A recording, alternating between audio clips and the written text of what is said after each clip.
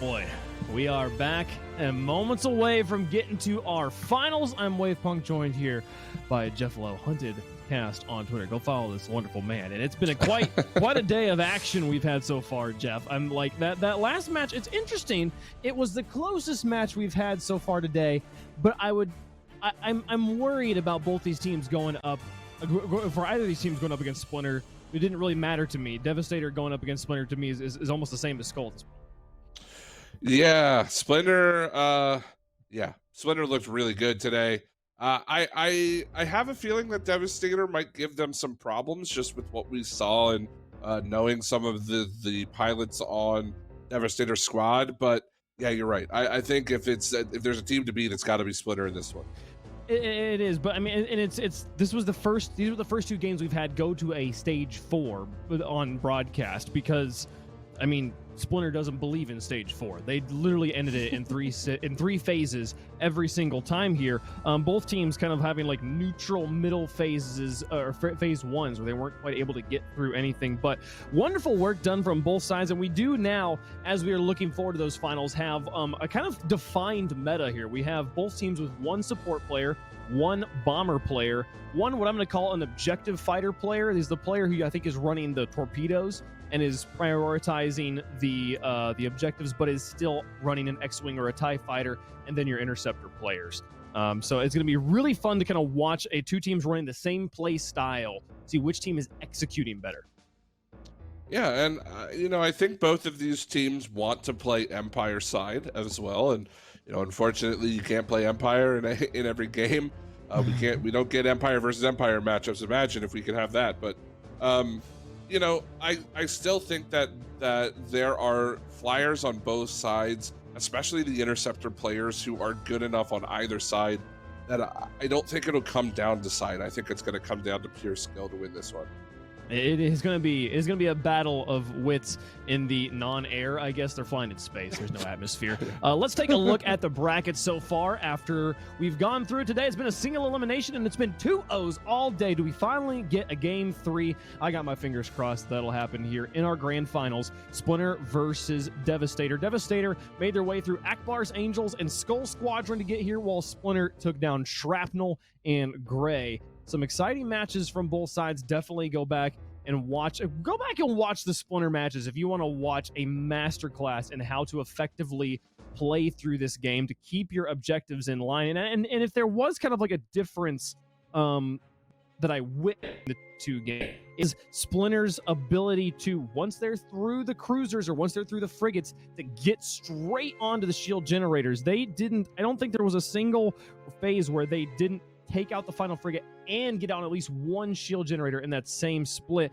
The question to me, though, is like, we're still learning how to watch this game, and there's a lot of things that happen in this match. There's a possibility that Skull versus Devastator was a lot more skill-based than I realized it, and the chaos in the midfield was actually making it seem like, oh, these teams aren't as good at getting on the back line. And there's that's the thing I'm putting my hat on for Devastator's chance against Splinter, is that I'm just misreading how good both those teams were because they were so evenly matched. Yeah, I mean, I wish I could be a supercomputer, man, and I wish I could like watch every angle of all the games, but even forcing a player to disengage from the rest of his unit can completely change the tide of one battle, and it's so hard to know which play that is. How it's one rocket can make a difference in a fight, and with 100 rockets going off every second, you never know which one's going to make that difference. So you're right, but I think ultimately it comes down to a lot of team-based play, and it's not a surprise that both of these teams, Splinter and Devastator, they've been playing with each other for so very long. They know each other's play styles in and out. It's not a surprise to see them both in the finals. Yeah, I mean, at this point, the fact that we have custom lobbies in this game after we weren't expecting to get anything, I'm grateful for what we have, but like this game could benefit so much from a replay system, right? To be able to go back and like actually dig down what actually happened in this fight. How did they actually get through that front line and stuff like that? Because there's so much to dissect. It's a beautiful game in that way. One of the other things that makes this game beautiful is the players and the way that they play. We're giving out some accolades across the course of today. Let's take a look at those bounties and see who's leading right now in those stats. When it comes to Baron, this is is total kill. It says total kills, but it's kills per game. So right now, Swift and Jester on Devastator Squad both tied at 8.3 with Geo behind them in third. And you actually have to go all the way down to 5th place before you get anybody from Splinter Squad. Scalp right there at 6.3, but still a close game. And the fact that we've got the top guys going up against that 5th place spot, we might see it swap here. So we go take a look at Survivalist, who is dying the least right now. Brandon on Shrapnel. It's going to be hard to beat that. He's only died once. He only died once per game in the games he played today. So congratulations, Brandon. You're probably taking that one home, but we'll see what happens here with mainly Jester there in 3rd place, who's still playing in our grand finals. Moving on, we have 2 more accolades to take a look at here. The Wingman gonna be over on Splinter side. Nop, the support player, gonna be at 8.3 right now. You'd expect the supports to be doing a lot of effort, but Raven, the counter support player in this match, would love an opportunity to take that one away from him. He's gonna have to double it though here in the finals. That's gonna be quite the task. Nop definitely putting that one up there. And last but not least, this is our wrecker, the player who is doing the most damage. And that is actually from the Crate Scientist right now, Starslinger, averaging 58,000 damage around. Devastator and Splinter, though, up in the 50s there. We'll see if either of them can pull their averages up here. Some interesting numbers here for our bounties as we move into the finals. You know, and it's funny that we see Nop #1 in assists, but you've got players like Swift topping the kills because it's the way that they play. Nop is very involved with the fighting, and you see him get a lot of assists. He doesn't. I don't think he hardly ever really gets any kills because it's, you know, typically somebody like Scalp cleaning him up. But Raven Eye is more of a support player who is more sort of more floaty, if you will. Like he likes to roam around the map. He likes to do capital ship damage, things like that. Less dog fighting, but still supporting. And it's just, I love the stats. It kind of, you know, just kind of reaffirms how those types of play styles work out. Yeah, they do indicate play styles there, and I'm excited to see those play styles clash in our grand finals. That'll be coming up here in just a moment, giving the players a little bit of time to like cool down, make sure they do one last system check, make sure all the ailerons are working and stuff. So Splinter Squadron versus Devastator Squadron, our grand finals for Operation Ace, will be coming to you right after this quick break.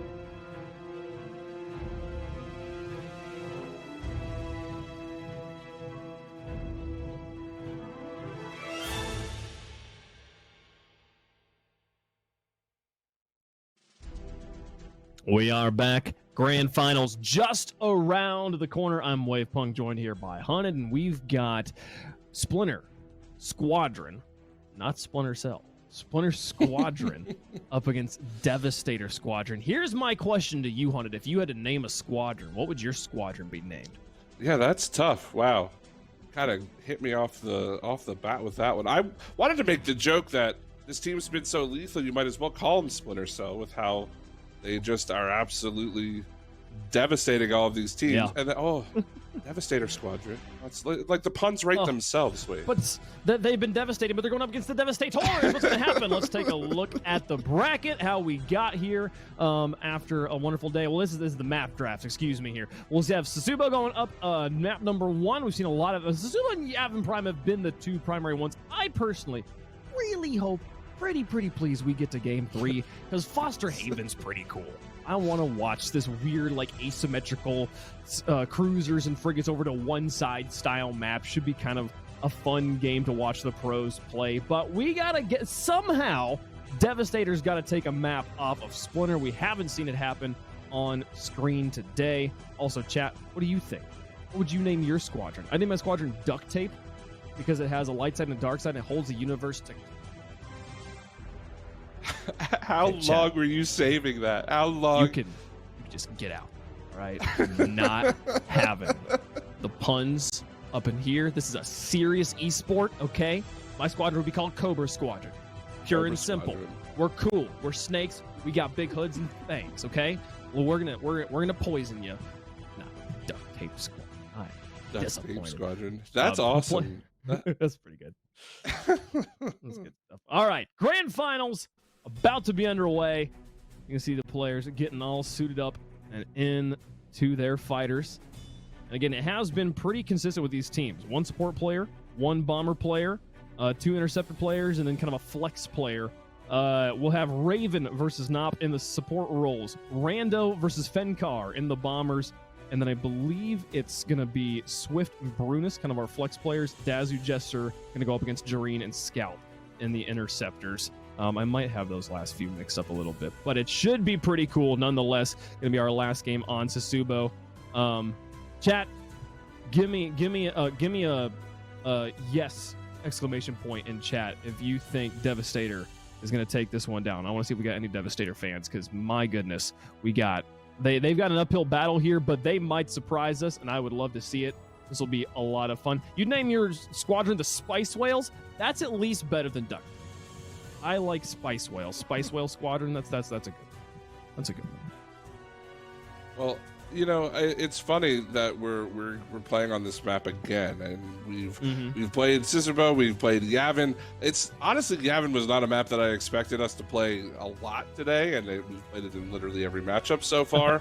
Yeah, but I like the fact that the teams are actually picking these maps that are relatively open, because, you know, we kind of talked about it earlier that these, you know, some of these maps have huge, you know, like the Deering Dockyards. It's just you can't fly anywhere without running into something.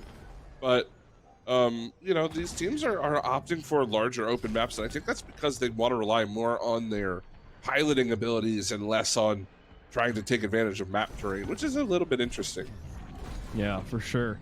We'll see how this one goes, as we've got the players clashing in the midfield and some early openings, like both players managing to take out Raiders early on, or take out the Raider and Corvette.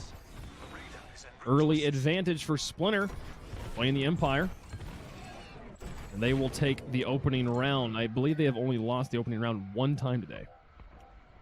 Yeah, that was pretty gross stuff that we just watched there. Devastator not ready for that assault from Splinter Squadron. It doesn't look like they're going to change things up. They're going to keep this 2 interceptor, 2 fighter, 1 support lineup here on this initial attack. I don't blame them. Didn't really lose too many resources. Didn't look like they had to fight too much there, as we did watch Swift just go down. My goodness, the focus fire has been key right now for Splinter. Jareen making quick work of a few players here, but the interceptor's getting A little bit more than they can chew. Both Jareen and Scalp being put through their paces. Scalp being respawned and Jareen having to fall quickly back here. So this one, the morale pretty even, dead center of the bar, and neither team with much of an advantage. The Raider is currently on the frigates, but it's still just trying to work through those shields. And if we see Devastator flip this one back, it'll be one of the first times we've seen Splinter not get a frigate in map number 1. Yep, there they go. Phase number 1, yeah, there they go. They do it successfully. Well done. So, you know, I wanted to make this point before, and it never really got brought up, but I think one of the big differences that Splinter's going to have to try to overcome here, because, I mean, we watched Scalpwalker and Jareen kind of control battles all throughout in their previous matchups. Yeah, Brunus and Fencar, a lot of damage, but that was because the space was given to them by Scalp and Jareen. When you look at Devastator Squadron and you look at players like Swift and Dazu, I put them, if you had the two of them fight off against Scalp and Jareen, I think Devastator wins that fight. And that's going to be the biggest thing that Splinter Squadron is going to have to deal with. Scalp and Jareen have to stay alive, which puts a lot of pressure on Nop now to be that assisting support. And if Swift can pull a couple of maneuvers, I wouldn't be surprised if Splinter falls on the back foot. We'll see. As already shields down on one of our light cruisers here for Splinter Squadron. Quick work from Devastator. And they finish off the Sea Assault Cruiser. More damage on it. The Corvette also opened up with the shields down. It'll be able to put its work on it. Now appearing as the B cruiser, as we see this from the Empire side. And the Corvette not getting a lot of attention here. Looks like maybe they're starting to come in behind it to try and take it out. But about half health on the cruiser. Corvette still standing. You know, just one of these times I want to see the AI Corvette pilot just kamikaze it into one of these ships. So we're going to die here anyway. We saw it earlier, actually, the pilot make a mistake or something and bump into, he kind of like clipped on one of the cruisers and kind of like fell over the top of it and then righted himself on the other side. But Swift getting a little bit of uncontested action before the turrets were able to find him as he slowed down. And we will see them flip sides, though. Neither cruiser all the way down. We'll get to see Splinter now try their hand at offense again. And we'll have a neutral round 1. Splinter definitely finding their hands full with Devastator. Yeah, this is a really good matchup. Obviously, you know, nobody able to get any frigates. The shields are down here for Splinter, and it looks like now they're feeling a little bit of that pressure, and here comes a couple of those defenders. Brunus and Fencar both in those. Not a surprise seeing how they were able to use them last time, but Nop under a lot of pressure goes down. And again, Swift is going to sniff out those kills. Nop's going to have a big game here as Brunus and Fencar are getting to work here on these assault frigates, but I think the collapse is inbound now as that support is gone and these defenders are going to have to be pushed away. Now the defenders can be falling back. The Raider's still alive. And the A frigate nearly down. We'll finally see Splinter get to work and make some progress. But they actually have to fall all the way back as they get wiped for a moment. And then the Raider taken down. A super weak here. As they push him for the second phase again, it's nearly on the side of Devastator. Morale bar swinging far. Oh, they get some important frags. Oh. Give themselves a little bit of space, and the A will go down. Now, not a fruitless second phase here for Splinter as they get the first one, and now turn their attention on to B as the health bar starts to drop. They might get both frigates here in the second phase. That would be important, but it doesn't quite work. I think we're going to see Fencar stick around and maybe try to find some more damage. He is still here, but a scalp falls. Stop going to follow. Wow, a very close game, and now it's Devastator who's got some pretty good cruiser damage. I don't know. I don't know how to call this one right now, Wave. I want to see how this next assault plays out here for Devastator Squad. I know Rando has really liked that fighter. He's been one of the players to track today as far as capital ship damage goes. So let's keep a close eye on him, see what Splinter Squadron can do to keep him off these cruisers. Splinter Squadron getting hit pretty hard for a moment, and honestly, what we're seeing from the Devastator side of things, wow. they're pushing across together as they do get one light cruiser down, and the Corvette is on to the other cruiser. They split up pretty heavily as they pushed in, and usually, yeah, I would think that you want to make a concerted push all together. It's the strat we've seen work time and time again today, but they do manage to split time on the differing health levels, send a few players over to finish off one cruiser, and then leave the Corvette and the other players to work on the more healthy cruiser. So they've gotten through one health bar, though, or morale bar, starting to swing back in favor of the Empire as frags come through and the bombers doing work on the AI farming. They can take out this Corvette or relieve a lot of pressure. They might be able to keep one of their cruisers for their next stage of offense. Just keeping that forward resupply station so important for extended pressure. Yeah, that cruiser still needs to go down. It's still up, I believe. It is. So if they can take that down, that's the attack done here. And that's it. The big problem. Oh, actually, some damage being done to. There it goes. It does eventually fall. I think that cruiser will die. It should. It's on 1 HP. It does. It does. It will fall. But, it said? Oh, did it not? It did, and then it didn't. It was weird that the health bar disappeared for a second. I think it was saying fall back to defend. Lol. Well, it looked the big problem with that push for me from Devastator was they got staggered a little bit. I think it was Dazu who went down first, and then Swifty kind of got caught out a little bit. Jester tried to help him out, and he got staggered a couple of seconds afterwards. And you know, they got some good damage. Obviously, they took down one of those cruisers, but they could have gotten a lot more if you know they didn't unfortunately spawn and have you know 4v5s or 3v5s across the map there. Oh, and Splinter does take down the second frigate, leaving them the MC-75, a decently healthy raider in tow, but a few of the players dropping here. Scalp, the key one there, as well as Nop, the support and the lead. Oh my goodness, the word is escaping me right now. Interceptor, thank you. Going to be down for that push. So they're actually going to abandon this raider, which will drop before it makes its way to the MC-75. So we'll see if they can push together without the support of the raider. But this is the key for me. Can they take down shield generators on this first push? They've done it every single time they've had an opportunity at an MC-75 or at the enemy's capital ship. They've got at least one shield generator on this first push, and here they go in onto the left side, trying to get as much damage as they possibly can in at once.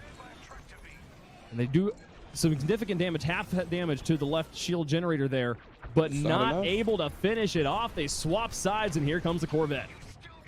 Yep, and there it goes. And that MC-75, there's definitely talk about, you know, the differences between the Star Destroyer and the MC-75.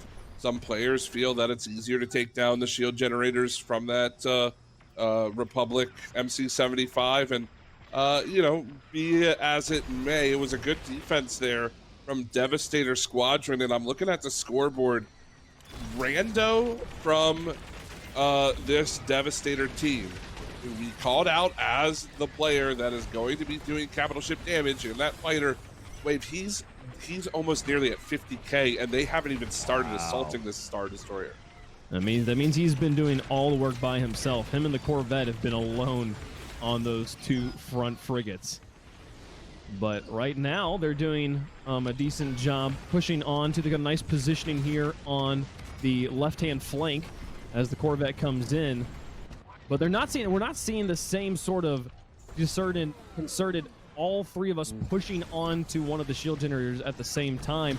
But my goodness, one of the players being left alone here as he just goes up on this. He's only getting shot at by the rest of the by the capital ship itself. Jester getting onto these shield generators just by himself, bringing a lot of damage. Both the shield generators at half health right now, and still finally a player finds him. It might be Scalp who's going to try and hunt him and chase him off of these shield generators. He does get the kill. Wow.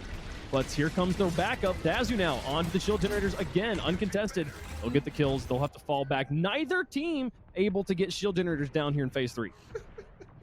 No shield generator kills, but you know, just looking at the TAC map, I guess you could technically call Devastator in the lead. They've done a little bit more damage to both shield generators, but with them being on defense, of course, Splinter Squadron now has this Raider as we're watching the Raider cam. Yeah. Yeah, this is a very close game. I think that, you know, again, knock on wood, caster's curse, whatever, but this has been the closest matchup we've seen so far, and I've really got to hand it to both RavenEye and Nop for, you know, I'm looking at the scoreboard. They obviously have been focused down pretty hard, but RavenEye has only died 3 times, Nop 4. They've been keeping themselves alive and in turn keeping these attacks going. The first shield generator goes down on the MC-75. Splinter will get the first half done, but the second one, uncontested finally, damage being done here as we see Fenkar fly in and do what he does best, but getting harassed from the outside as well. He's got to back off. He can't immediately just sit there and pound that shield generator, and the shields will stay partially up for the time being. The Raider on that side won't be able to maximize its damage because of those shields, but the shields will pop now. Can they finish off this shield generator before having to back off on this run? More kills coming through for Team Devastator. Going to push that morale bar back, and as they take down the Raider as well, it's looking like they might have to settle for just 1 shield generator on this push. That right shield generator just below half, but the shots coming in. Scalp gonna go down. Fenkar's on the respawn. Nice. There goes the second one. Jareen gonna finish it off. But if that's all they get out of it, Maeve, I don't know if that's enough of an attack, because now Devastator going to swap sides. They've got an opportunity now. However, it's a pretty much full stack here as they weren't able to get shield generators either. I don't know. I think Devastator, they're in a position to win this game. They unfortunately, I think they kind of slipped up a little bit earlier on, but they've kept themselves in it, and they didn't let Splinter Squadron start to roll, especially when, you know, as I said, that some of their offensives didn't quite look promising, and Splinter had been punishing those all day today. So far, the defenses from Devastator has been good, but this attack has to be better. Yeah, they're going to try and take out these shield generators, and they kind of, oh no, banging off the wall. They'll get that eliminated for free, and already Splinter heavily pushing this bar back the other way. Right now, just taking out the Corvette would win it for them and send everybody back on the defense. And they've kept one shield generator down, the other one looking low, but the exposed power system on the other end, both shield generators do fall, but this is looking bad. It was really an uphill battle for Devastator on that drive. They had to take out both shield generators and power system. They basically needed to win the game on that drive, because now an exposed MC-75 with a 70% power system that's going to open this thing up, and here comes the Raider to do as much damage as it possibly can. Fights in the midfield here are going to be so important. Can Devastator keep Splinter out of their back line? And Nop gets away with his life there. We saw Jester was looking for the pickoff. RavenEye can't say the same. This is going to be the power system targeted down now. If that falls, and it will, this is going to be super difficult for Devastator Squadron to try to hold on. We've got Brunus here, Wave, and I think this might just do it. These defenders are going to be so hard to kill as nothing remains on this MC-75. No. It's gone. They need it. So this is how effective Splinter Squadron is. They move in with purpose. This is the efficiency that Silent Echo was talking about. The way that they know exactly where they're going. They're not, okay, cool, we won this side. What should we do now? They already know where they're going. 60,000 damage. That's like the highest we've seen in a single game. 60,000 damage from Rando wasn't enough to win it here for Devastator Squadron as Scalp and the boys walk away with it. Brunus and Fenkar, the bomber and the objective player, going to be putting up 90-something between the two of them. And they will walk away with that victory. It's not fair. I think you should take they're not allowed to use bombs anymore, or rockets. No auxiliaries for them at all. I'm sure Only Devastator would be lasers. happy with that victory. We told them they couldn't use bombs, and then we bested them. Yes, yeah, but it does almost feel like you need that level of a handicap at this point, because genuinely, like this is if Devastator can hang their hat on anything, this is the most we've seen Splinter. Oh my gosh, it's been a long day, and I've only casted one match. Splinter Squadron pressed. They made it. They had to finish this one off in the 4th phase. Or maybe it was even the 5th phase. Like, well, they had to go through a number of phases here, and a completely neutral mid phase, or a completely neutral first phase there. This was a good job from Devastator, but still, as we finish map number 1 and look towards map 2, Devastator is going to have to find something different for Yavin Prime. Yavin Prime, well, and side swap as well. And we saw Devastator prefer Empire. Again, the triple defender meta, or strat, I should say, from them. On both, I believe they played Sisabo and Yavin last time. I don't quite remember. I know that they played at least one of those two, and they used that triple defender there. So we'll see if it works out for them. Obviously, the defenders have been the focal point of today, and we'll see if the skilled pilots. But again, I just want to mention this one more time. I still think Devastator probably wins that map. If they're like, they had 2 attacks that they just didn't do anything.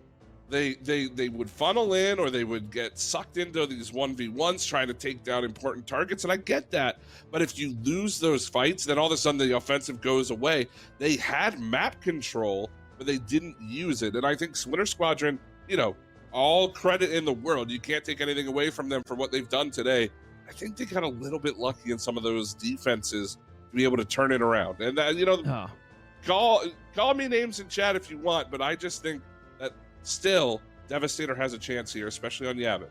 They've earned the right to play in this grand finals. They're playing for $500 here. It's a $200 difference between first and second place. Both these teams in the money at this point. But who's taking home that lion's share? Obviously, they both want to take home that first place prize. And for Devastator, I agree. It's not like they don't have the tools in their kit to build the house they want to live in, but the defining moment of that series for me was, I think, the first push in. It was in like phase 3. We saw the second frigate go down for a Devastator. Splinter immediately in a line, if you saw it on the attack map, in a line, navigate straight to the shield generator. Just pop, pop, pop, pop, pop. Just 4 shots, just straight in. Like, they didn't mind if the front guys died. They were taking out that shield generator. That was all that mattered. Even if they lost the phase, it meant they would go back, they would respawn, and they'd be up a shield generator. And ultimately, getting those shield generators down in that phase, they got them both down in one phase, was what won them that game. Well, again, if you want to talk about building houses, I think Devastator needs to make sure that the foundation is set here, and that was the biggest thing. Again, that I think you can't build, if we want to continue on with this house reference, you can't build a house without a solid foundation, and I think they lost sight of that in their pursuit of trying to win that game. And I don't think they're going to make that mistake twice.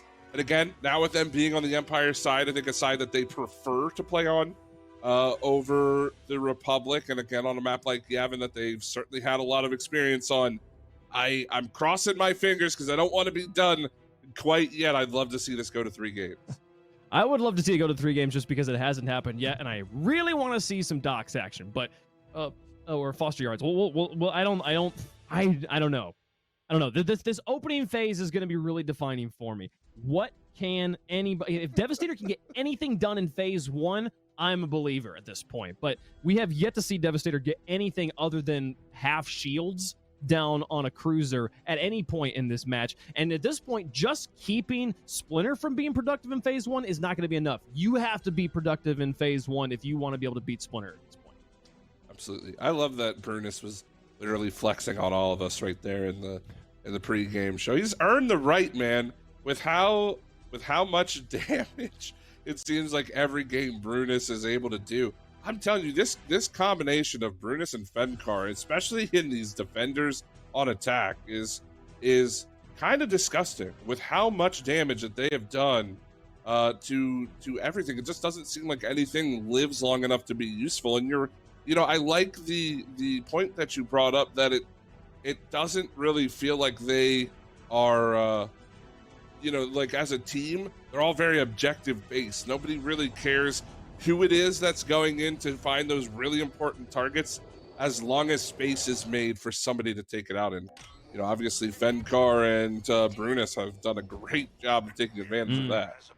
Well, chat, if you want a game 3, drop an I believe in chat. Give Devastator your energy because they're going to need it. Splinter looks indomitable at this point, and we're playing on the most neutral of maps. You've got nowhere to hide here. Sure, Cloud Schmouds at this point. They'll find you anywhere, and here comes the long-range fight. Who wins the opening dogfight? We'll see how this goes. So far, that Y-Wing play from our boy Fenkar has been just absolutely unstoppable and has won them first phase on Rebellion over and over again. Double bombers to start out, and Raven Eye goes down immediately, not in that support ship. So it's going to be a 4v5, though Nop is very low as well. However, see Fenkar kind of splitting off, finding some AI targets to just try to push that bar. He does take a lot of damage. This is pretty back and forth. Good play from Devastator Squadron right now. Dazu, I believe he picked up that kill on Fenkar. Might trade his life for it, though. But with these other defenders in the mix, I'm sure Jester and Swift have gotten the call-outs.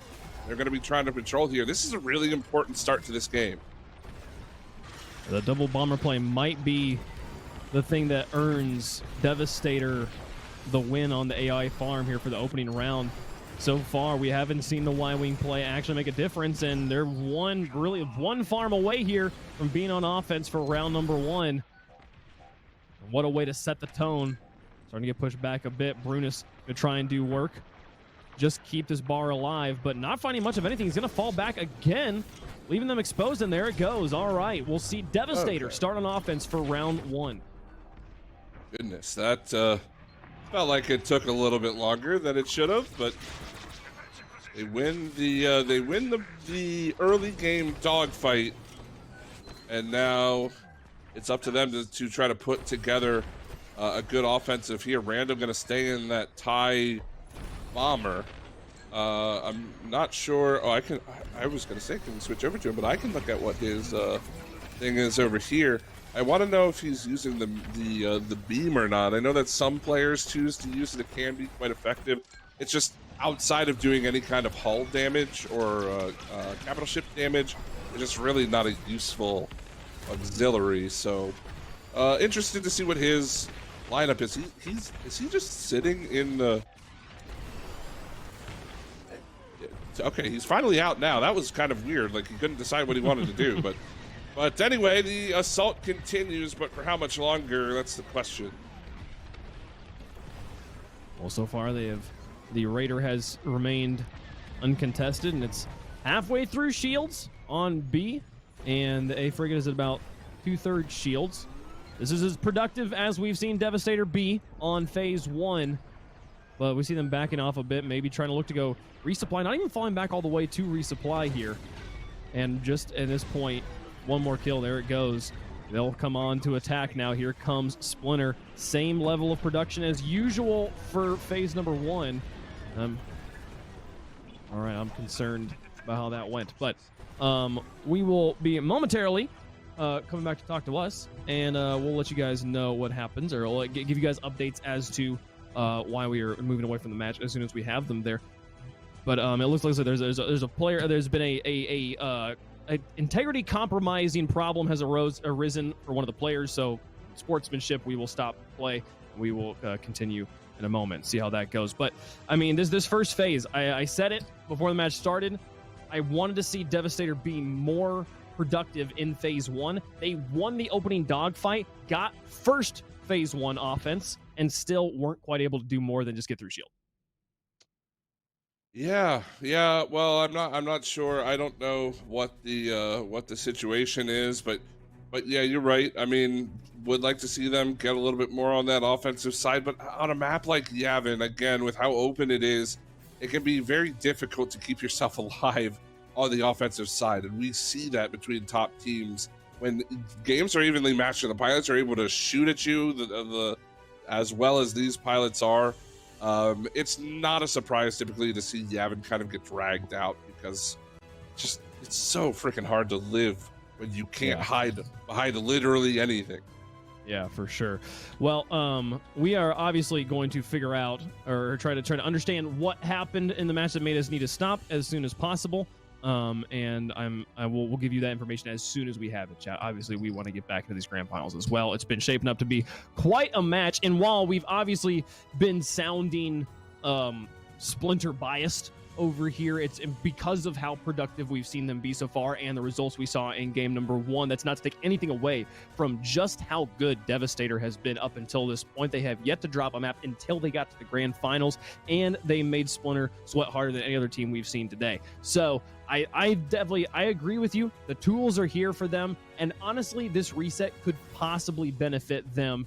Obviously, this isn't the way they want to do it. I'm not in any way accusing them of doing this on purpose, but there's those moments of like, cool, we got to do a trial run. Let's rewind. Let's do it again. Maybe they'll be more productive if and when we do it again. We'll see how things go. But we'll be getting back into the game here in just a moment, it sounds like, and obviously we'll give you details as soon as we have any. So yeah, this has been a good finals.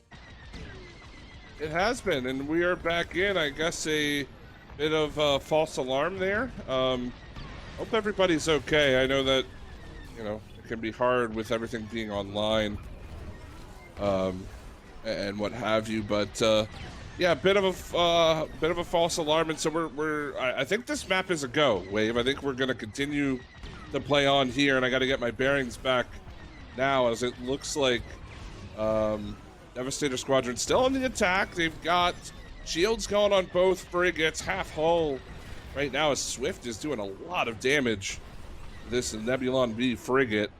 Will it be enough to take it down? The morale meter is quickly swinging in favor of Splinter. He might be able to do it. He's keeping himself alive. Really doesn't have anybody contesting him. But yeah, I mean, pretty good start so far, as it doesn't appear that Splinter has taken out any of the cruisers so far yet. And obviously, we say false alarm, but to a certain extent, there's always a degree to which alarms are there to be respected, whether there's something there or not. So I'm glad those players did whatever they needed to do to make sure that they were safe and taking care of whatever that issue happened to be. Continuing on with the match here, and we do have this does actually, I've kind of stopped paying attention to the game because I assumed it wasn't. And so I don't even know what phase we're in exactly right at this point. At this point, it's just from the state we're currently in, both teams with a bit of ammunition in their pockets. We have one frigate down for Splinter, no frigates down for Devastator. So we'll see what happened here. It does look like play continued on stream or on in the server. We just missed it here on stream. So I think we're all okay here. Sure. So yeah, well, everything will be good. We'll see here. This is an early advantage for Splinter, or for Devastator, excuse me. Yeah, early advantage, but right now the attack is for Splinter. Oh, they've split up on both these cruisers, and with no shields.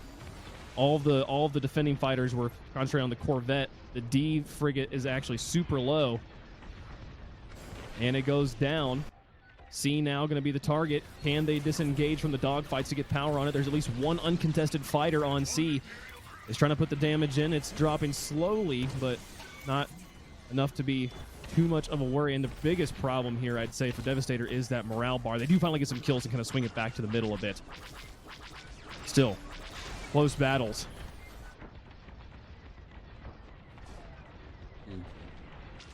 Well, this cruiser just a couple of laser shots away from going down. There it is, and that, with both of those cruisers being taken out, we'll see if they can get some damage on the shield generators. That obviously is their typical go-to target. If they can get a shield generator or two right here, I am not liking Devastator's chances, though the morale bar is pretty heavily in favor of Devastator. They need to get back on the offensive side for sure.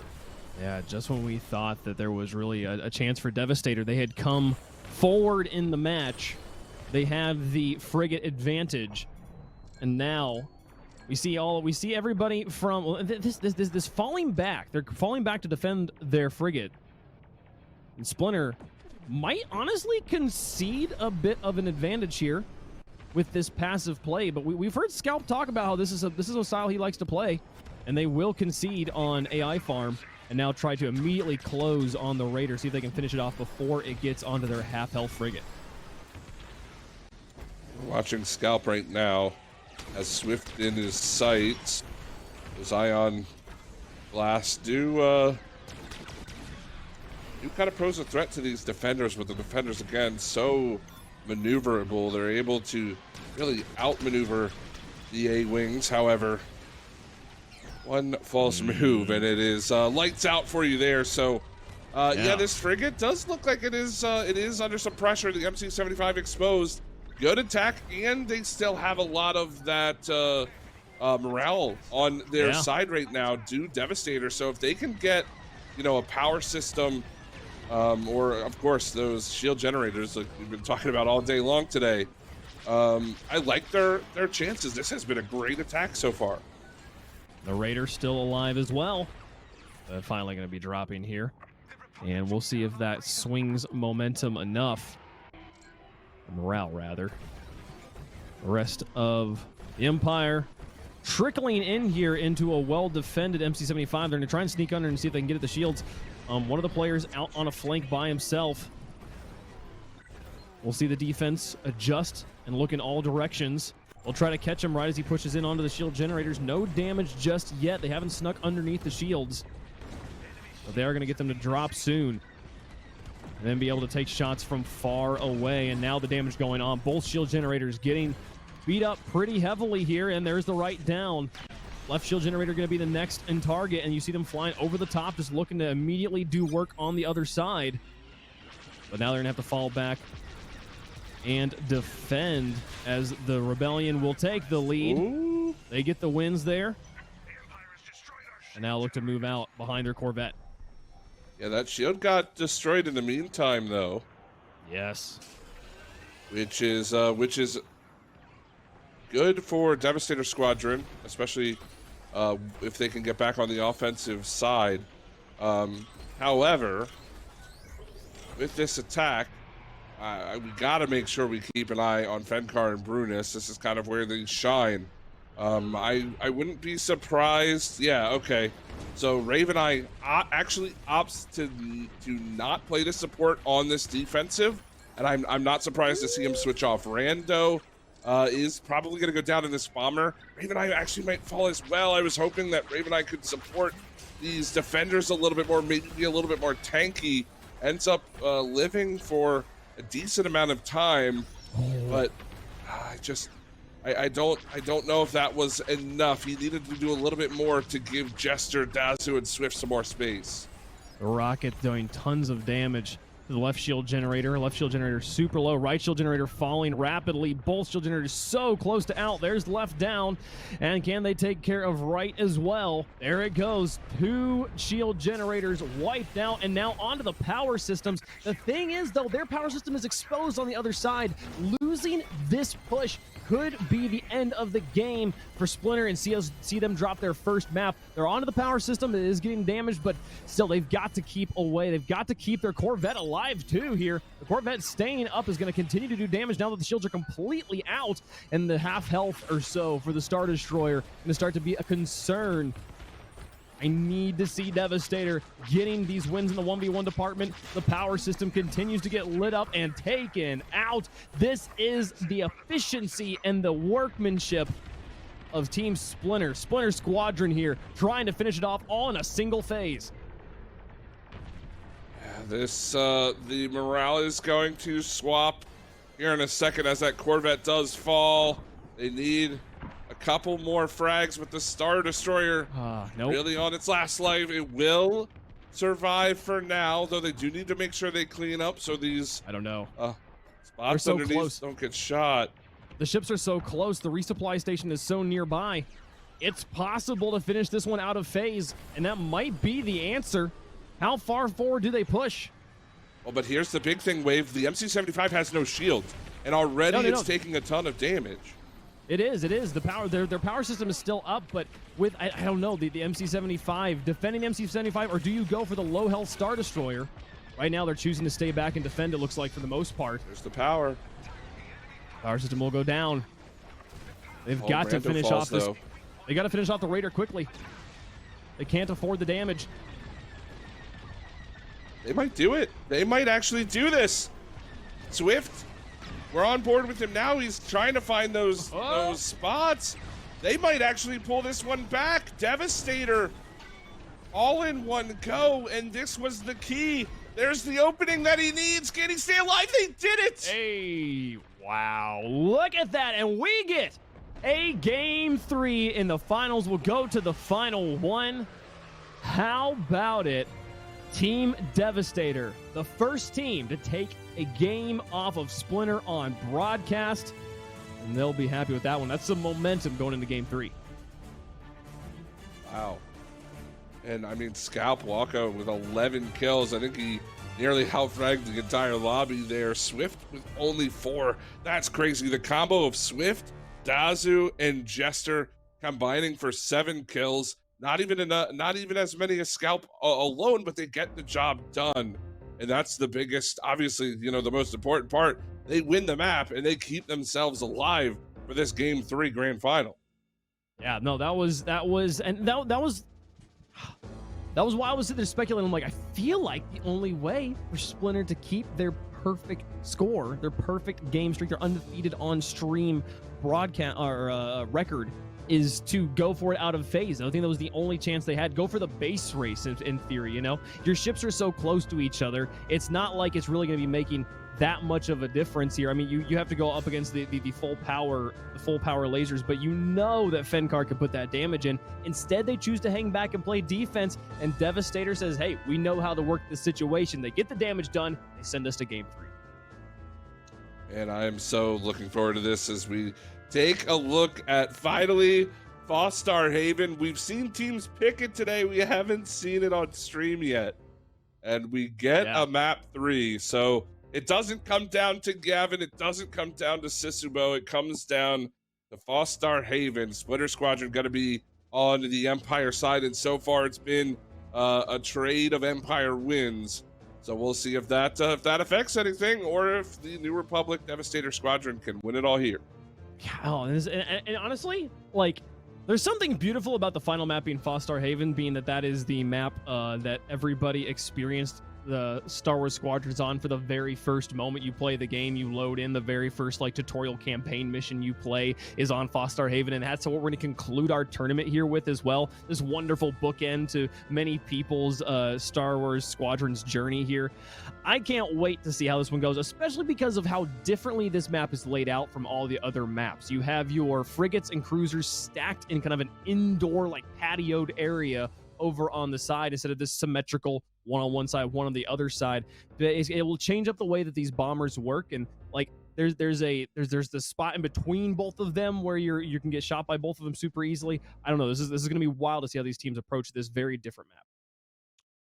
And that's why I think you and I are just as excited as the players are to go into this one. Finally, a little bit of a change, but again, with how close this series has been, map number 1, and of course the end of that game, map number 2, really it feels like it's anybody's game. I know we kind of had that little bit of a jarring kind of mix up there in between in the middle of game 2, but it didn't seem like Devastator let that affect them.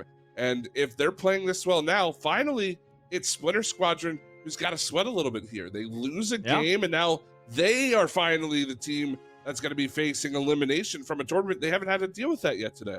Yeah, I feel like there's a decent amount of them feeling like, look, that game had a weird little hiccup in the middle of it that threw us off our mojo. We get some time here to reset. Let's go into this next game and do what we do best, what we've been doing all day. I don't think they'll be too emotionally or mentally broken up by that game, but they still do have to close out a tournament. Closing out tournaments is difficult. Let's take a look at what they have done so far today. They have gone undefeated up until this final match. As we look at our bracket, we had only 2 O's up until the finals. These teams so dominant in their own roles, but now finally we get a 1-1 up there in the finals. The winner of this next game is the winner of the Operation Ace Open here for winter, powered by Facebook Gaming. I can't wait to see how this one resolves here. Also, I just realized on my sweater, I didn't realize this till looking at it in the camera, but the top row here is these are mouses. Like it's a mouse arrow from your screen. Oh, I didn't notice that. Like it's a gaming themed sweater, but I've worn it like all winter and didn't notice that those are all little Windows 98 mice. That's a space station branded shirt too, right? It is. Yeah, this is the space station one. It's perfect for this, Wave. We need space station gaming in Star Wars esports, man. That's all. I mean, literally, think of all of the amazing content you can get out of literally every space station in this game. Look, I don't know of any other esport where you literally fly around a space station when you play it. But if there was ever an obvious synergy, it's this one, for sure, absolutely. They are the most Star Wars esports organization, so it made sense to wear their wonderful Christmas sweater for it as we get into it here. But yes, for the finals, I want to get your prediction on who you think is going to take this one down. Is Splinter going to close out a great day, or is Devastator? Actually, I think it's really important to say that both teams only lost a game in this finals. They have been undefeated in the bracket up until the finals here. Devastator's first loss was game number 1. As we go into game 3, give me your predictions, and don't forget, you're going to be one of the people, you are going to help make the prediction for MVP at the end for the Medal of Valor, I think it is what it was called. Therefore, a support for an award for one of those players. So be sure to think about your votes. See a lot of support here for Splinter, especially because they are playing on Empire. There's a really big argument to be made that they do have the stronger side here, but on a different map here. They are playing on a different map, but yeah, man, I'm a little bit nervous for Devastator. If they don't win this initial engagement, it's going to be an uphill battle for them, and Splinter Squadron have proven that they can play with the lead. Not to say that Devastator haven't pulled out some of their own crazy bag of tricks like the end of that last game, but you know, especially because it seems like that both of these teams favor Empire's side. It's not going to be Empire for Devastator this time around. I want to see them take an early lead, and that's of course easier said than done. But if they can kind of remix that first minute of the last game and show us that again, I think they put themselves in a good spot. Yeah, if Devastator can start off strong again here, they did win phase 1. They did win the duel, or the death match, at the beginning of the beginning of the game, rather. I'm getting a lot of terms mixed up here. They earned offense phase 1 in game 2. They can do that again here in game 3. They genuinely have a chance of taking all of this down. I worry about them playing on defense from the beginning. I'm not going to say that it's over if they lose the opening round, but especially with playing into the defender bolstered Empire side right now, this is going to be this is a bit of an uphill battle. But man, what a victory it would be if they pull it off. I would love it. Honestly, I'm going to be happy for either team. I think both teams have grinded this out today. They've been working so hard in the lead up to this tournament as well. And this is the payoff. We are underway with Game 3 of the finals, decisive Game 3. Splinter Squadron in the Empire ships, starting things out with 2 of those interceptors. No defenders on the field yet, but for Devastator Squadron, it's a triple interceptor, 1 bomber combo, 2 bomber combo, I should say. Raven Eye again going to start in that bomber. So, hey, it looks like they're taking some cues from last game, Lave. We'll see if it pays off this time. We'll see which bomber can do the work. I do like Devastator continuing to bring their double bombers right off the bat. They'll probably have Raven swap back to support once he's either eliminated or they no longer need it. But it's not working out for them nearly as well this time around, as they find themselves on their back heels very quickly and immediately losing the opening fight and having to play some defense. They're going to have to play this first phase very quickly. It was both of the bombers that go down. Both of the big boys unable to get anything done. Fencar looks to be swapping out here. Going to switch over to that fighter. So double fighter, double interceptor, of course not going to stick on that support ship, as this first attack looks like it should be a pretty decent setup from what they've got going on so far, but you know, time will certainly tell. Devastator doing a great job of finding some AI frags to get themselves in the positive morale, at least for a moment. Absolutely. You can see here those two frigates stacked on top of each other, a different formation than we've seen before, and I think it gives them, if I'm not mistaken, the ability to support each other quite a bit more, making it a little bit more dense to push into these ships. But they're going to be trying to get this work done at this point. Shields down on the first frigate, the other one down to 1/3. As the Raider makes its way onto it, does it concentrate on the A target? It's actually funny because the tactical map is a little bit more difficult to follow on this map because the ships are literally on top of each other. So hard to tell which one the Raider's actually working on, but A's health bar is dropping steadily while B's shields just kind of hold at the same spot. So it looks like A is the primary target. That is frigate D from the other side. They should just morph the frigates, just have them combine. And it's just one like Power Rangers, you know? Play double capital ship mode. Yeah. I mean, it's pretty much what it is. Those lasers from the from both frigates are not something to mess with. Oh man, a bit of a wipe here on the rebel side. And with all of the Empire pilots up, there's going to be some pretty harsh damage coming through. Still haven't taken down a frigate though. I'm quite surprised with 3 of the players down, as you mentioned. Jester's still on the respawn. I mean, this D frigate is pretty low. I think they are going to take it down. Well, as I say that, I mean the morale switches quite quickly. Yeah.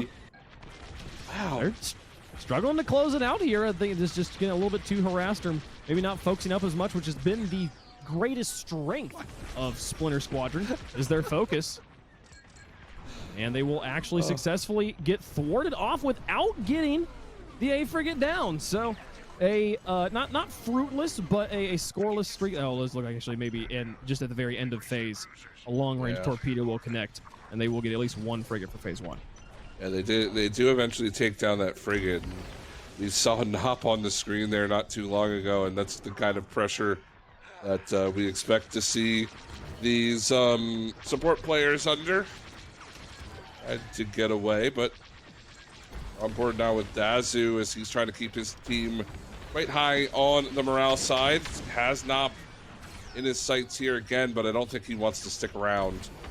I'm sure there will be some interceptors coming to help. And with these cruisers being so close together, as we mentioned a little bit earlier too, you know, it's easier to play defense because it's kind of you're defending 1 point instead of 2, right? But at the same time, it's a little bit easier to play offense because, you know, you have so much more to shoot at, right? Like if you get deflected off of one ship, you can potentially turn and start firing on the other one, and it can do a lot to, or it can go a long way. But again, it's not something to mess with. If you get stuck in against both of those cruisers or frigates, the lasers and especially the rockets and stuff do a lot more damage than I think players are aware of sometimes.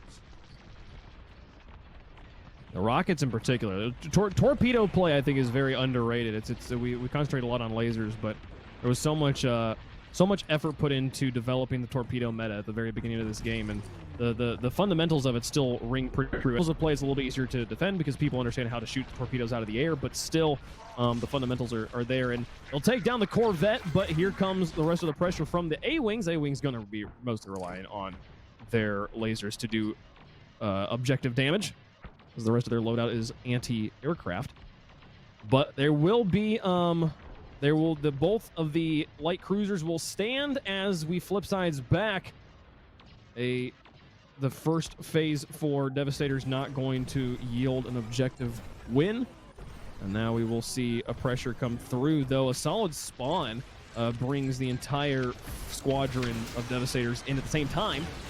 Can they push off the Empire here as the Raider slowly crawls its way towards Frigate B? This is a big defense from Devastator. They cannot afford to drop this it's dropping so fast. Oh my goodness, it's gone. It does go down, but you know, even though it does fall, well, yeah, I mean the morale is so in favor of Splinter right now that there's a good look at that defender of Fenkar, Brunus in one as well. And this is where that pressure really starts to mount. If they take down these shield generators, especially considering there have been no cruiser kills on the other side, I mean, we might as well just hand the championship over to Splinter Squadron right now. It's scary, and they're pretty grouped up here, so they're going for that right shield generator. They're pushing in from the side. No, they're going to swap to the other side of the ship. Try to put the pressure on. The right shield generator does take a significant amount of damage as they looped over the top of it, and now coming back down on the other side. And clear out a few ships first. Interceptor's going to keep working on the anti-aircraft, not crash into the shields just yet, but right shield generator does go down. Left shield generator's next on the menu as they wrap around the side, get in close, and then start to pop it down. It's down to 74 HP. They have to bail quickly, but man, the efficiency of this team, taking out one frigate, then another, then a shield generator while their entire front line still stands, and they can resupply at those stations as well. Not enough to fall all the way back. Having that frontline frigates lineup so strong as they take down the left shield generator, and this game has been blown wide open. If you're Devastators, you have to take out 2 frigates and 2 shield, and basically you have to even win the game in one phase. You have to win the game. You have to win the game in one phase. Here you go. Yeah. Phase of your lifetime. I want to see it.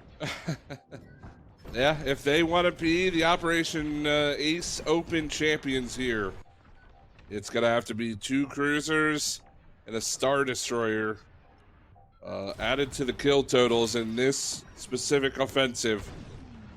And we'll see what they can do. I mean, it can be tough because Splinter Squadron can kind of go back and regroup with one another, farm up some AI to get those morale points, and you know that Devastator Squadron's not going to want to take their foot off the gas if they're on the attack. So, I mean, those AI kills are really going to help out Splinter. You can already see nobody's fallen here yet for Devastator, but we're pretty much back to even. It's even going in favor of Splinter. They've almost already flipped this around, and if they do that, this is game over. Somebody has to come up big here for Devastator. They have to stay strong. It sucks to be in a just don't miss forehead situation, but that's kind of what they find themselves in. They are keeping the morale decently on their side as they got through the weaker of the 2 frigates. If they get through this second one, they genuinely have a chance, but through both shield generators as well, such a tough task. Their backs against the wall. They've made the first step on the long climb, though, and they're making effort on the second step. The key thing here, they're keeping that morale glued to the Empire side, not allowing them to crawl back into this, constantly getting fragged. Brunus and Not both down. Scalp also down. Fenkar and Journey, the only players left, and they're attacking Fenkar right now, constantly keeping the pressure on as they get through the second one. Now on to the Star Destroyer. They've got to get onto those shield generators. They've got to go the length of the ship because it is the Empire. They have to cross the entire field of turrets to get to those generators, but they're doing it, and they're still keeping the morale on their side. And this is an all-out attack. Raven Eye switches over to that fighter. They are trying to end the game right here. It's exactly what we thought they needed to do. Can they do it? That's the big question. 2 players go down, though, and now the morale is really starting to level off here. Jester does find a frag of his own, I believe, on Brunus. So now going to start to focus fire down these shield generators. There goes the left. One. They got him both. There goes the other. And the morale's still in the middle. They're doing it. Onto the power system. Can they get underneath? Gotta get all ships under. Go down below, but oh no, they're starting to swing back the other way. 2 frags onto them. 3 now, and all down. Fall back, prepare to defend. They came so close. They've given themselves the room, but this has to be the defense of their life. Oh, he killed the power. He killed the power system. Did Swift out of phase? Maybe, I don't know. It's so healthy though. They didn't actually get any extra damage on it. That's gonna be such a difficult battle. Base race genuinely might be the only way, though. They have the power system advantage here. Yeah, they need to farm these AI. They need to do exactly what they're doing right now. Kill the AIs. As soon as this attack comes in, it's all hands on deck. Knocking out these defenders first, I'd imagine, and then the interceptors. But Scalp and Jareen are gonna be so hard to take down. This morale not moving at all. Rando gonna get shut down as well. They were on the power system for free. Now weak points all over the MC-75. The health bar will drop rapidly, already below half health. As they continue to pour it on, they made them sweat. They brought it so close, but 3 players down for the Rebels, and it'll be Splinter Squadron all over the MC-75, continuing with the Defender reign of terror, and they've kept the morale on their side as well. Can they find these last weak points as the health bar continues to drop? You see that one weak spot on this side of the ship. Can anybody find it? It doesn't matter. It's all over. They dropped 1 game on the road. Splinter Squadron, your Operation Ace champions. Well played, well deserved from the Splinter Squadron, but huge shout out to that last minute comeback attempt from Devastator Squadron. You cannot take anything away from them. They played like it was everything on the line, and they just fell a bit short. Again, it's Fenkar and Brunis who lead the way in that cap ship damage, not to mention the AI kills. Yeah, but there's something beautiful about looking at Devastator's scoreboard and seeing everybody, except for the support, above 20k damage there. Everybody understands when we get on offense, our job is to be hitting this ship. And maybe that lack of focus is part of what gave Splinter Cell the edge to be able to take it over. But man, huge applause, huge shout outs to Devastator Squadron and the way they brought that back. We said there's no way they get 2 frigates, 2 shield generators, and a power system in one go, and they did it. They actually did it. They outflew the crap out of Splinter Cell during that phase. It was just that last one. I call him Splinter Cell again. It's never gonna stop. They gotta change the name from this. Maybe it's just me. Maybe I gotta change my brain. I don't know. That was incredible though. What a day of action. Congratulations to Splinter. So we take a look at the bracket, show you guys how they got here. My goodness. This was a day, Hunted. It was. This was an awesome day, and I hope that there are many more awesome days to come, because this game is so incredibly fun to watch. But as you said, here's the bracket. Splinter Squadron, only game they lost today was to Devastator, and I mean, I guess you could say the same thing. Devastator, only games they lost today was Splinter, but unfortunately, it's just going to be too much. And you know, I know that we're a couple of screens away from it, and you've got your cool little transitions that you're going to do, wave, all that cool stuff. But I'm really struggling with who I want this Medal of Valor to go to, man. So many good players today. So many.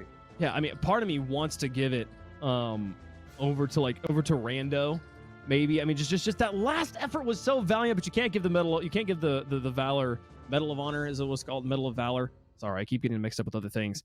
My brain has got just a lot of words mixed up there. You can't give it to the losing team in this situation. I think you have to give it to one of the winning players. And the player's name that stood out to me from beginning to end in this competition was Fenkar. From his dances with the defenders in round 1, all the way to just being consistent and putting up massive numbers there at the end. My vote would go to Fenkar, but chat, do be getting your votes in as well. You guys get to be a part of this and deciding who gets that final valorous medal. Splinter Squadron, though, they dropped 1 game today. Scalp claims to be the greatest pilot on Twitch, and he backed it up today, Hun. Yeah, that is true. I think there was a notable absence of one Avenger 1 from this tournament, to be quite honest with you. So, you know, I would love to get all of these pilots to fly against one another, and that's why this tournament was so important today. Operation Ace, you know, I know that we've got a whole lot of people to thank here in just a little while, but, you know, just from the bottom of my heart personally, you know, huge thank you to literally everybody who's been involved, especially Boomstick, all of the hard work and the pain and the effort and everything that went into this. Yeah. Fantastic job, man. some of you people watching might not know who Boomstick TV is, but the moment this game was announced, literally, I think like half an hour after this game was announced, the Star Wars, the SW Operation Ace Twitter handle went live and has been like a passionate hub of Operation Ace and Star Wars Squadrons content. Boomstick is the streamer, the personality behind all of that. I still remember like 3 months before the game launched, Boomstick just he sends out this tweet. He's like, "Hey, anybody want to cast a Squadrons tournament in a couple of months?" Oh, like yes. And the funny thing is the amount of times I've seen people do that sort of thing and be like, "Oh, I could easily commit to this," and be like, "Oh yeah, sure, I'll cast that," because it's not going to happen, you know. But it actually did. Twice now. Is we followed through 2 times now. Like, this has been such a fun event. And chat, also big shout outs to you guys for hanging out. A few of you have been here since the very beginning of the show. It's been a wonderful time, and like getting to see you guys enjoying the show and like talk about strats and stuff too as we're talking about it has been a really cool part of this. Seeing the streamers participating as well, and Facebook as well for showing up and providing the prize pool and giving these players something to play for. We appreciate them so much for supporting these grassroots level operations. So don't forget to follow them over at SW Operation Ace. Constant updates coming out from that Twitter handle about how this show's going to run. Let's take a look, I believe, at the final prizing and at the bounty stuff. So that's the fun part here. Who's getting what at the end of this? Not bounties yet. We're still figuring that number out. But here is the prizing. Don't forget, first place, Splinter taking home $500. Devastation, they tried so hard. The Devastators came out swinging, nearly got it there in the end, but they'll have to settle for second with $300. And we're still waiting to find out who gets the bounties and who gets the Medal of Valor. That'll be a lot of fun to see. We had some interesting races there when we checked in with the bounties hunted right before the beginning of this. So I'm interested to see how those changed. Yeah, I would imagine, it's going to be really close because, Swift, I think Swift was leading in kills there before we went in, but Scalp had a couple of really good games. So I don't know. Yeah, the bounties I'm really interested in. I know that we've got a couple of mathematicians behind the scenes running the numbers right now, collecting everything. I've been on enough shows where we tried to like rush into a stats thing and then found out we got it wrong. So like if you're sitting there like, come on, why aren't they showing it? Like, no, trust me, it's very much worth our time to make sure we don't say somebody got it when somebody did get it, because that's not gonna be fun for anybody. Sucks to get the wrong thing shown there. But yeah, man, this has been this was as good as I was hoping this tournament would be. There's so much stuff that I feel like we learned coming out of this tournament. Like really, it's a process of learning how to play the game. It's a process of learning how to cast the game, but it's also a process of learning how to watch the game, right? What do you pay attention to as this event goes on, and kind of like learning from an observer perspective, learning the feel of the phases and the flow of the battle as it flows back and forth. That was probably the biggest thing I took away from this tournament. I'm interested to get your thoughts too, Hunter. But before we do that, bounties, let's show you guys who got what money. Who got what stat? That's the best part of it. The Baron, at the end of the day, was Scalp. He actually managed to jump up from 5th place and take it at 9.1. You got to be so deadly to change your stats that dramatically. Swift and Jester both tried so hard to intercept their players there for Devastator, but they were going to be narrowly beaten out. Also, props to Skull Geo there on Team Skull, tying Swift there. And that one, moving on to the next of our $25 bounties, the Survivalist. Brandon from Shrapnel did not get beat. His total deaths of 1. It's pretty hard to bring stats like that back down once they're up, so congratulations to Shrapnel for holding on to that. He can secure himself $25 there. The Wingman, he was good, and he improved his stat here to 12.4, as he will take our Wingman of the day from the winning squad. And then last but not least, our Wrecker, who got the most damage. Starslinger did not get beat. Fenkar tried to give him a run for his money, but 58,000. That's a lot of damage. That's a lot of damage. That's a lot of damage, man. I mean, let's be fair to Fenkar, though. How many games did he play today? He played, 3 rounds? Yeah. And he played 7 games. And across all 7 games, he averaged 50K. That's insane. Yeah, and it's the more games you play, your average is always going to slightly go down there. So it's definitely one of those, like, it's one of the things that's actually kind of fun about these bounties is like, if you go out early, go out in style, go out in flames, right. and you'll be able to get yourself a little bit of a purse there. So a little bit of something for the players who weren't able to make the full bracket to play for. Man, wonderful stuff from them. And now we just wait for the Medal of Valor. This is the final award, $100 to the most valuable player, the most valuable pilot, we'll say. And I believe I've been told. Before we get into this, hold on. Sure. Oh no, they put it on the screen. Oh no! That's okay. That's okay. It's Fenkar! Well, congratulations, Fenkar, with I think an overwhelming vote there from casters and from chat alike. Look. We'll take that one down. I just want to say this: if we had a runner-up Medal of Valor, like $50, I'd have to say it would go to Nop for me. Just Of course. again. The support play, dude, was so good today, and you don't get to see it on the stream too much because he's not doing the flashy stuff like Fenkar and Scalp and whatever, but just the assault that Nop took in that final series, keeping himself alive, had 12 assists a game. That's insanity. And man, I really, I don't know. Well played to Fenkar, super deserved it, but gotta give honorable mention to Nop there.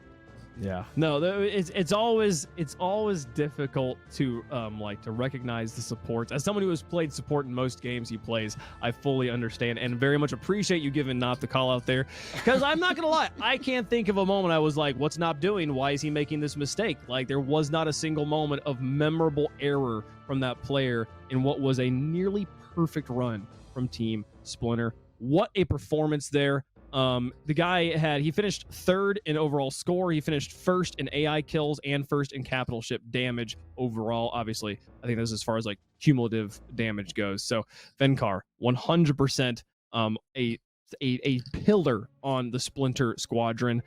It's been a day though, Hunted. Man, we've had a lot of fun. Any final thoughts or takeaways? No, I'm gonna say what I'm sure you're about to say. Big thank you to everybody behind the scenes. You know, again, this has been a huge work in progress. I know that Boom again has put in a whole lot of time and effort, and I'm so glad to have been here to help, you know, everybody along the way realize this goal, and you know, crossing my fingers for more Operation Ace because this was a blast. Me too. This has been so much fun, and I do hope we get to do more of this in the future. Chat, thank you guys so much for being here across the course of today, and huge shout outs and thank yous to Facebook Gaming for sponsoring this event and making this possible. We couldn't do it without the support of the people believing in the community level tournaments like this. I've had a great time. I'm WavePunk. You can find me at WavePunkRL. This is Jeff Lowe. You can find him at HuntedCast on Twitter. Thank you guys so much for watching. We'll see you guys next time on Operation Ace.